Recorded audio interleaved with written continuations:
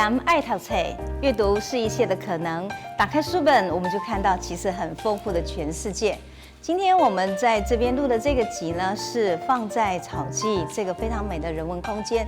那我们今天呢，在这个空间还没录影之前，我们也跟富敏，还有我们跟这个江娥呢一起逛一下这个非常美好的空间哦。我想请问一下富敏，你刚看了一下草记这么一个有意思的人文空间，你感觉最特别是什么？草记我以前来的时候，它是一个二手书店，是一个很漂亮的书店。然后它现在这次来的时候，因为它多了就是所谓的一个住宿的一个这样子一个新的面貌，所以其实等于是说书跟人的关系，从本来只是一个书店空间，它现在又多了一个生活在其中的那种感觉。所以别人说跟书的关系的时间性会拉长了，就是跟书的距离啦，然后跟书，像我们看到那个关于几乎就跟书睡在一起的这样子，所以这其实蛮让我我喜的，感觉窝在书堆里哈，四壁图书中有我，还不错啊。呀，对，感觉哈。那江娥呢？我其实小时候有住过不少就是青年旅馆，但我觉得这一次进来这个，我有个很讶异的点是，它不臭。它虽然是一个青年旅馆，但是它没有很多杂七杂八的味道，它有淡淡的檜木香跟一点书的味道，然后就是整个我觉得不臭很重要，感觉又很干净又很健康，一个很好的。其实你也可以从这个空间体验到一个很特别，是台南正在用一种其实我觉得非常亲切、健康、阳光的方式在过我们的生活。那我们在之前呢也谈到过说，因为你们过去的一个生活经验，不管是在大内或是预警，所以丰富的你后来会写这一个《花甲男孩》这本书，然后呢也写了《熟龄养成记》，这个真的是红遍半边天的一个作品。那我就觉得其实蛮好奇，是从台南的生活到你想把它写成书，这之中的动机是什么？那江娥觉得呢？巧合我就刚好生在台南，因为事实上我写的是我的人生，只是说很巧合的，刚好那个背景是发生在台南，那很自然的就会把某一些元素给放进去了。那我觉得很好奇，是因为你是到台北才想要写，对，这个有假设这样说哈，你还在台南，你会想写它吗？可能不会哦。那所以到台北之后，你有看到台南的异质性？或是这个都市跟你之间所产生它的一种对比吗？这倒是。如果说在台南的话，台南的人就是我刚刚说过，他就有一种自重自在的气氛，在这边的人他们过的生活就是顺顺的，然后大家成家立业、结婚生小孩这样。但我就好像很自然的走上了一个不是这样子的方向的路，那很自然的呢，发现台北的环境对于我这样子的存在是比较包容的，所以我去到台北以后，我反而可以回过头来写台南这里的生活，这也是一个有趣的。对啊，很有趣啊。所以富敏，你的作品也是在你当时在读大学的时候。我开始比较系列性的在创作是在大学的时候，所以那时候也是离开台南。对。然后那我念的是中文系，那所以同侪之间，然后那个氛围上面写作的风气比较盛。那我自己其实从小就喜欢写了，所以其实等于在大学那个阶段，好像觉得反而有一个余裕的时间，然后你整个人都在那个空气当中，所以就开始创作。那也没有特别的意识说我要写台南，而反而它就是一个自我的梳理的过程。那会从故乡好像开始整理起来。那我觉得更重要应该其实是一个对于一个语言上面的一个自觉，也就是说，我发现我讲话的方式跟我听到的声音，跟我在台南的时候那种求学生活或是家庭生活里面不太一样的。那当我开始去意识到这件事情的时候，那从口语的这种刺激到文学语言的那种转化，所以我觉得这点反而是更重要的。我声音变了，然后我开始觉得我想把它写下来了，那才会。所以其实它有一个很特殊的一个关照点是说，因为你是到了台北，才会发现你的台南是不一样，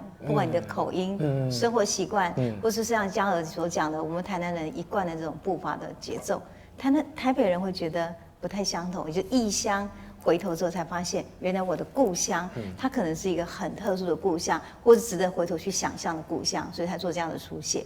所以其实我当时在写台南的时候，也曾经接受过很多的访问，他们问了我一个问题是说，你不是台南的出生的人，我是嫁来台南。之后呢，我去写台南动机非常强烈到我就是1、2、3、4、5、6、7、8本都写。他问我你的动机的强烈在于哪里？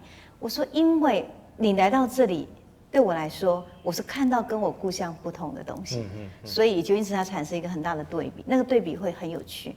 有趣之后变成一个丰富的感觉，它就很好了。所以也就因为家园部呢，我就很想问说，那当它产生这种有可能书写的时候，你觉得台南这个城市或是这个概念符号，它最值得写的是什么？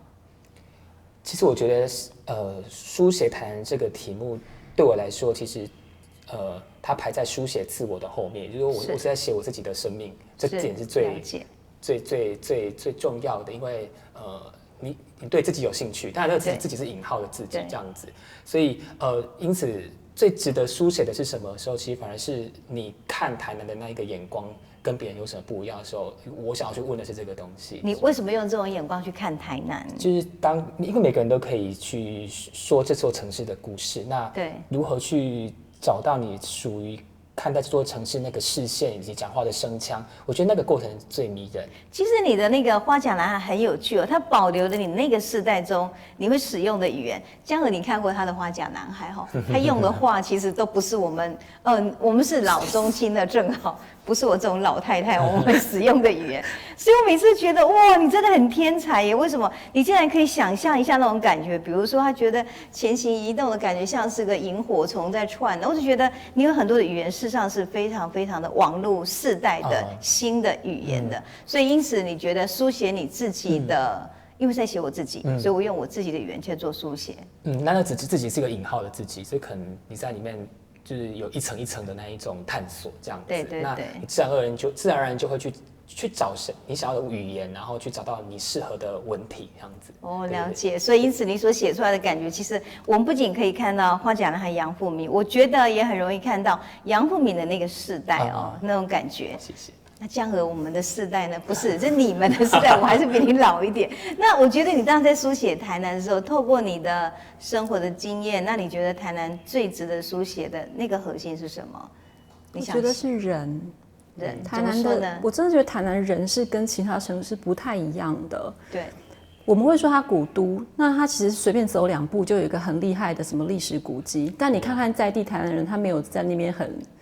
比如说你拿京都来比，他们会很骄傲，就说哦，我这个东西几百年，我很骄傲。对。但台南人就说啊，这不像，他就能3巴当就很普通这样。哦，了解。可是就是他们好像把这种人家觉得很厉害的事情，他觉得就是一个日常的、普通的标准罢了。对。然后其实生活在这当中呢，最重要的是他自己的生活。了解。他要吃饱，他要穿暖，他今天想穿的拖鞋去哪里，他就去哪里。对。他没有理会太多别的人的眼光。是。我觉得这点是很特别的。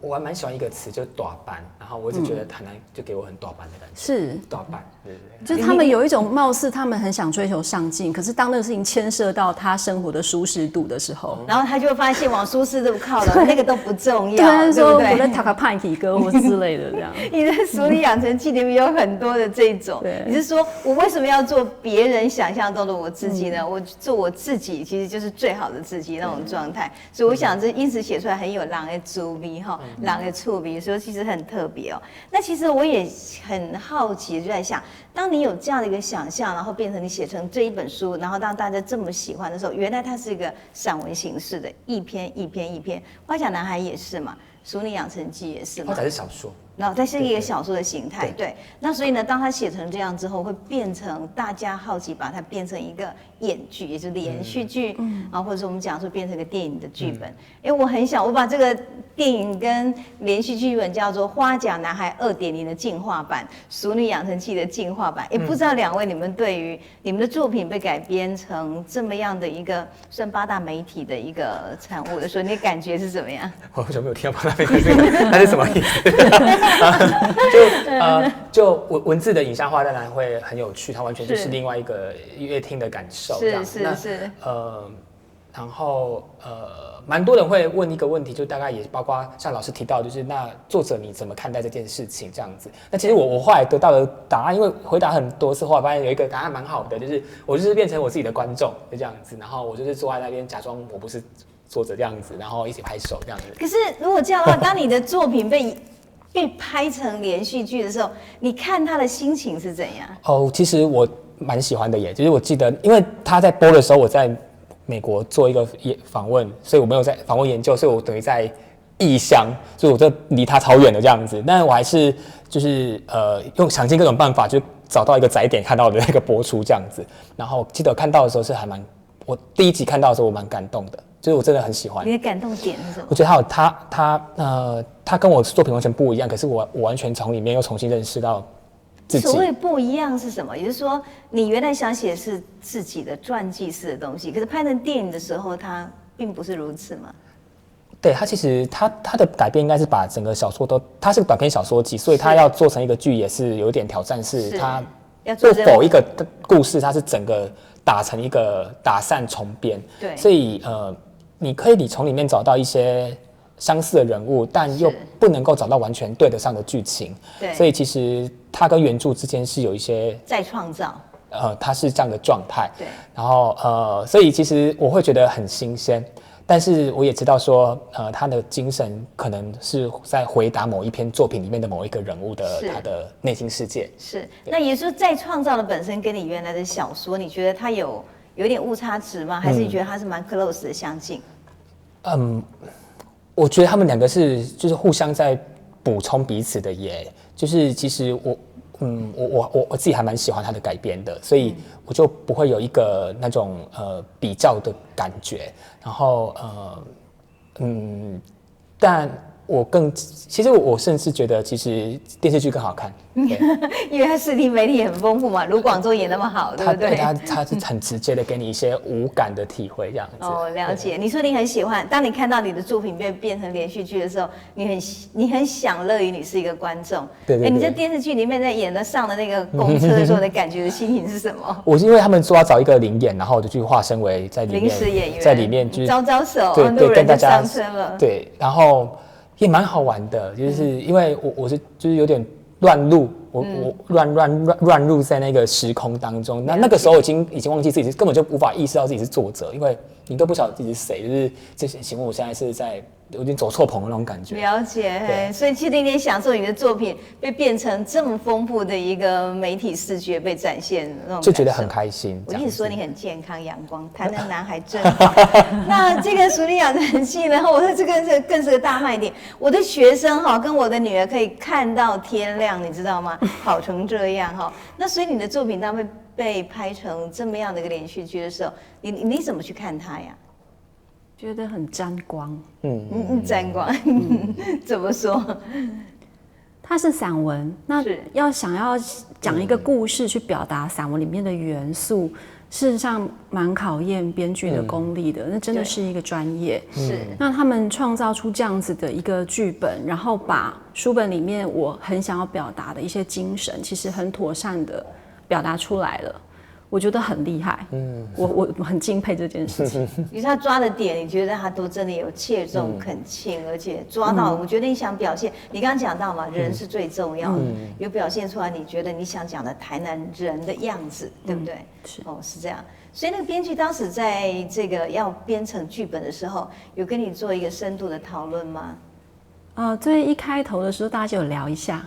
分享一下一些想法，然后就这样编了。那后来我就没有参与了，因为这毕竟是另外一个专业，我就算是一个另外一种创作就对了。可是你好像跟我们的富敏一样，你也去客串了。对，你客串的角色是怎样的角色？就是里面有一个剧情是阿嬷去参加后壁乡的卡拉 OK 大赛，是，然后她需要歌唱比赛的评审。了解。所以导演就找我去演我自己。你就是评审就对了和江儿来当评审就是了。那就很特别是，当你今天跟富敏当时搭上那辆公车一样，我坐在那个评审桌上，在看我的作品在被演出的时候，你当时的心情的感觉是什么呀？第一就是我这辈子不可能当演员，好难哦。为什么？他们其实光是那样子短短一场戏拍了整天，真的哈，然后我心里就想说，我绝对不可能成为演员，但同时我非常敬佩演员的专业，因为台上那个演员就是演阿嬷的这个杨丽英，她那个剧情反复又反复的演了整天，然后他每一次的情感都是到位的，所以其实我觉得很感动，而且其实因为那首歌真的对我来说是记忆上会牵扯到情感的，对，那个是很特殊的经验。哦，了解，所以你也享乐在你成为一个路人甲的一个观众群，对，就看自己的故事被演。对呀，我觉得刚刚嘉禾讲的两个字很好，叫沾光哈，因为其实我也要把这个拿来讲说。这2本书目前在台湾这1、2年来非常红，对所有台南市人来讲，其实我们也很沾光。因为每个人讲说，哇，恁台南这样好的花甲男孩，恁台南《淑女养成记》，我觉得呢，对我们来讲，是因为你们2位在书写中一个人，还有一个人伦的价值，在这2本书我们看到，它呢有一种亘古不变的感觉，是人跟人哈。这到底一种触笔啊！看你们的书就很有趣。我这本书是我去这个上海的那个飞机上看的，看完之后就觉得真的是会在飞机上发笑，你知道吗？哎呀，真的是非常好的文笔。所以呢，我觉得，我记得我当时在邀请这一次的座谈的时候，我就跟富民讲，富民就说我超想跟江娥对话的。我相信江娥今天看到富民也觉得很欢喜，所以我最后问你们一个问题：富民你怎么看江娥啊？还有他的作品？我其实是从电视剧在演的时候，然后其实那时候看到在播《淑女养成记》的时候，就觉得这是一个我会很直觉的觉得是一个一定会很不错的戏，然后我就一集看。你觉得它哪里不错？我觉得它是一个很好的故事，对，很精彩的东西。然后我就再回来看原著的作品，然后我就是读着，其实真的就是如同老师所说的那样子的，它这就是一个我觉得生活感非常的强，对，然后会勾引出我更多的想法。当然，我觉得更重要可能还包括是语言上面的一些特色，对。然后更有意思的是，因为我今年在跟学生上课的时候，我就推荐很多书给他们，然后请他们报告。所以班上学生其实有非常多人就是选择报告《淑女养成记》，所以其实，然后我一面显学的就对了。就是，但有趣的是，其实学生报告的角度都不太一样，因为有人这样讲，他就不能够这样讲，所以用各个面向的去重新认识这本书，我觉得其实这真的就所谓的文字影像化之后的那样子，更多的读法跑出来了，所以我就觉得很好这样子。这样，他的语言其实应该跟你的语言有很大的不同。他的语言比较是我觉得一个比较顺的一个叙述的，而且我觉得我不知道怎么讲呢。我觉得在看这个《淑女养成记》的语言的时候，我就想到那个古人有一句话叫做“凌波微步，楼瓦生尘”，你知道为什么？我觉得他语言是不沾灰尘，想写的东西很直接，很干净，连情绪的表达都是。比如说，他就讲到说，其实为什么我生活中要必须做这样的忍耐呢？因为那样的感觉对他来讲，我觉得我就是忠于我自己啊，忠于到其实他完全变得很 pure 的一个纯子的感受哈。所以看他的《淑女养成记》真的是很舒服的哈，我们享受如此。那这个，我想江娥知道要跟花甲男孩对谈的时候呢，您大概也是有稍微读一下他的作品的。你怎么看富敏这个花甲？不是，但是我想要说，我今天遇到真人啊，我真的是第一句话惊叹是真人怎么这么帅？我们有那个书画。对。很阳光的感觉。对啊，后来我才发现大内跟玉井在隔壁而已。对。然后就是我觉得那感觉很魔幻。就是那个原来我的邻村住着一个，对，就是这么帅的男生。我也是第一次，当我知道江娥是玉井人的时候，我真的觉得好亲切，真的有种是都有亲家那种感觉。你们亲切在哪里？因为我很少比较不容易，比较不很近嘛，很近，然后很亲切，然后真的是觉得好像有更多那种地形上面的连接可以。对对啊，而且就是所以可以聊一下，就是你知道走马赖嘛，这样子。就哦，原来走马赖不是我们预警的。对，在大内，还在大内。哦，了解。但是它有一个共同的记忆，是因为其实我把你们归类叫做刷一边的，然后再来我害一边跟刷一边的，然后我就觉得山那一边的人，他们都可以给自己一个我觉得很好的感觉，是说啊，刷来宾的代际吼，我讲你讲大概拢会在的那种感受就对了。所以你觉得你们有那种同乡的气质的感受，很亲近。真的哎，可是你在看他的作品的时候，他有很多的语言，其实我觉得他很跳，就是我，但是那些气氛真的非常熟悉，真的哈，就是他可以觉得就是邻居的我，或者我后门的。所以你也常听 BB 吗？他很好玩，他有一句话这样讲说 ：LED 的车前灯闪耀模式。水源阿嬷化身成南部萤火虫，她连闯3个红灯，然后呢压毁了路树1根。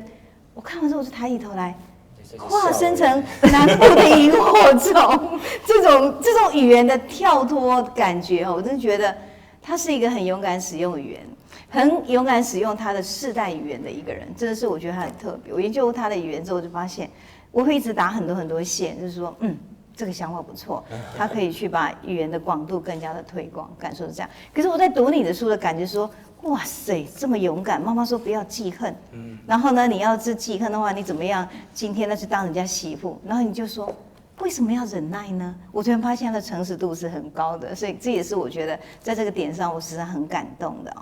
其实我还有一个问题想问各位，比如说江娥你在介绍你自己的自传里面讲到一句话是说。我是住在台北，但永远不是台北人的台南女儿。那你怎么定义什么是台南女儿呢？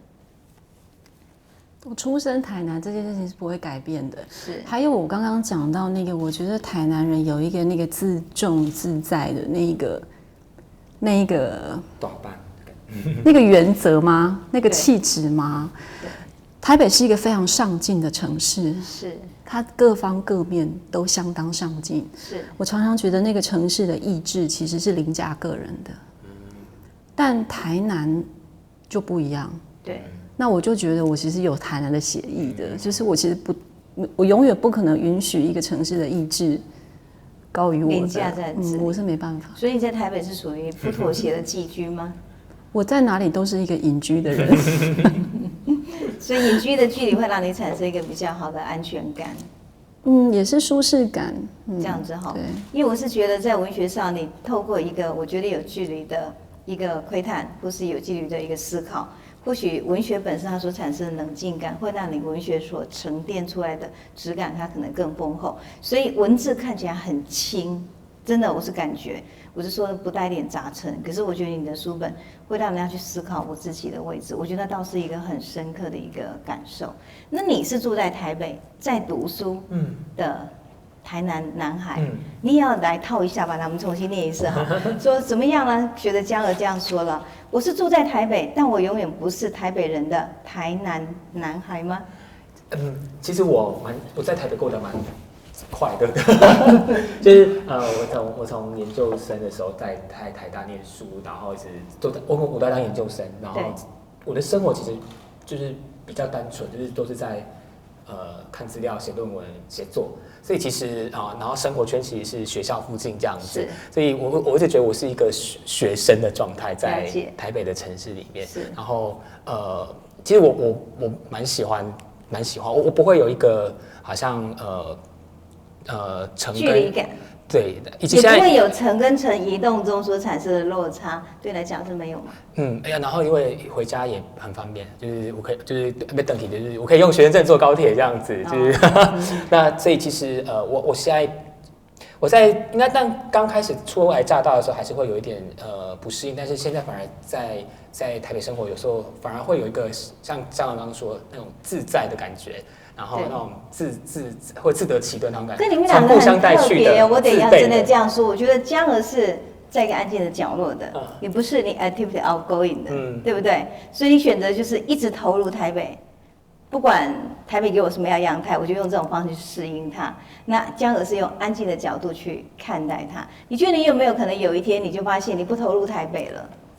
然后呢，或者是说你有一天你就发现，其实对我来讲，投不投入对我来讲都不是重点。我觉得我现在就其实是比较像这种状态，就是我就是就找到自己的节奏跟自己的生活方式，那也会影响我回来台南的时候的那种感觉，就有时候也不会那么的匆忙啊，或者是一回家就立刻要进入一个家乡模式，就要开始就是不用切换，对，好像其实也比较健康的一种态度。对，有变，慢慢改变的。对，但是我是觉得啦，不管是说我们今天对台北的适应，是不是我今天有没有融入一个台北的生活，或者安静的角度在看这个台北，我觉得你们两位呢提供了一个其实很好的生命的弹力跟深度。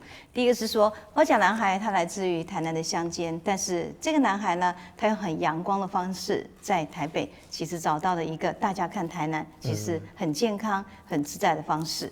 然后呢，这个淑女养成记的这个江娥呢，她选择的可能就是一个用我自己的方式，我觉得把台南的自视跟自重带到台北，我也觉得因为这样缘故呢，她想做自己的这一份用心，真的感动了许多人，就发现你们台南的女孩真的也蛮值得让人敬重的。所以我们今天呢，其实非常非常高兴哈，我们可以邀请到这两位来到我们今天的台南爱读册。我们希望呢，各位呢有机会的话，那是台南人哦。台南的噪音啊，台南的男孩都是一级棒的啦。我们多多来看这两本书，看看你是不是属于今天能找到自己生活中最美好的自己的那个台南人呢？那我们今天呢，非常感谢我们这个花甲男孩的作者杨富明，谢谢大家，还有《淑女养成记》的江娥来到我们的现场。我们的节目呢，今天到此，谢谢各位的观赏。风花树头飞，阮的心情对你走相找。风花烟拍拍，日日点点一地走摊。春花红红插头丛，碰棍青青遐大丛。风来片片人乌蝶。浮城上水看一丛。